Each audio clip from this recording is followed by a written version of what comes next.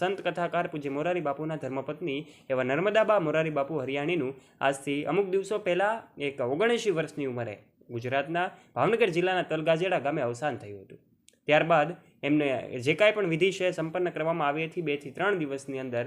ત્યાર પછી પૂજ્ય મોરારી બાપુ દ્વારા કાશીમાં એમની કથા જે હતી એમનું આગમન કરવામાં આવ્યું હતું। ત્યારે આખરે એમના ધર્મપત્નીનું અવસાન થયું છે અને એમણે અહીં કથાનું આયોજન કર્યું છે, મંદિરમાં પણ એમણે પ્રવેશ કર્યો છે।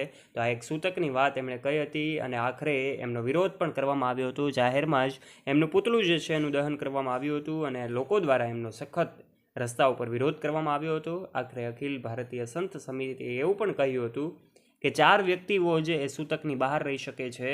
એક બ્રહ્મનિષ્ઠ વ્યક્તિ હોય, એક બ્રહ્મચારી વ્યક્તિ હોય, એક રાજા હોય અને એક અગ્નિહોત્ર હોય। આ 4 વ્યક્તિઓ જ એમ કહી શકાય કે આ સૂતકનું પાલન ન કરે તો પણ ચાલી શકે, કારણ કે એમને આ લાગુ પડતું નથી। અને કાશી મંદિરમાં પ્રવેશ પણ કર્યો, જેને લઈને અખિલ ભારતીય સંત સમિતિ દ્વારા પૂજ્ય મોરારી બાપુનો વિરોધ જાહેરમાં કરવામાં આવ્યો હતો અને ત્યારબાદ મોરારી બાપુએ પણ એમનો પક્ષ જે કાંઈ છે રજૂ કર્યો હતો અને આ વાતો સોશિયલ મીડિયા પર હાલ ખૂબ વાયુવેગે ફેલાઈ રહી છે। દોસ્તો, હાલમાં જેવા સમાચાર સામે આવી રહ્યા છે કે પૂજ્ય મોરારી બાપુના ધર્મપત્ની એવા નર્મદાબાનું જ્યારે અવસાન થયું હતું એનો ભંડારો રાખવામાં આવ્યો હતો।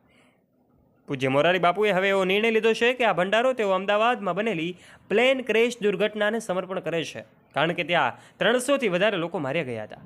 આપણે જાણીએ છીએ એમાં ભારત અને ગુજરાત રાજ્યના પૂર્વ સીએમ એવા વિજયભાઈ રૂપાણીનું પણ નિધન થયું હતું। ત્યારે હાલમાં જ આ ખૂબ મોટા સમાચાર જે સંત અને મહાત્માના લક્ષણ હોઈ શકે કે જેમણે અત્યારનો આ જેમનો ભંડારો હતો પૂજ્યબાના અવસાન બાદનો એ વિજય રૂપાણી અને 300થી વધારે લોકોને સમર્પણ કર્યો છે, ત્યારે વધારે લોકોના જીવોના મોત થયા છે। એમને કમેન્ટ બોક્સના માધ્યમથી આપ શ્રદ્ધાંજલિ પાઠવવાનું ચૂકતા નહીં। એમના માટે ઓમ શાંતિ કે જય સિયારામ લખવાનું ચૂકતા નહીં। અને દોસ્તો, આ વિડીયોને પૂર્ણ કરીએ તે પહેલાં વિડીયોને એક લાઇક કરી દેજો, તમારા ગ્રુપમાં દરેક ફ્રેન્ડ્સ સાથે આ વિડીયોને શેર કરી દેજો તથા આવા ને આવા રસપ્રદ અને રોચક વિડીયોઝ માટે અમારી ચેનલ ઉપર પહેલી વાર આવ્યા હોય અને ચેનલને સબસ્ક્રાઇબ ન કરી હોય તો નીચે રહેલું બેલ આઇકન દબાવીને સબસ્ક્રાઇબ કરી લેજો અમારી યુટ્યુબ ચેનલને। ફરી મળીશું નવા વિડીયો સાથે, ત્યાં સુધી આપ સૌ દોસ્તોને ધન્યવાદ।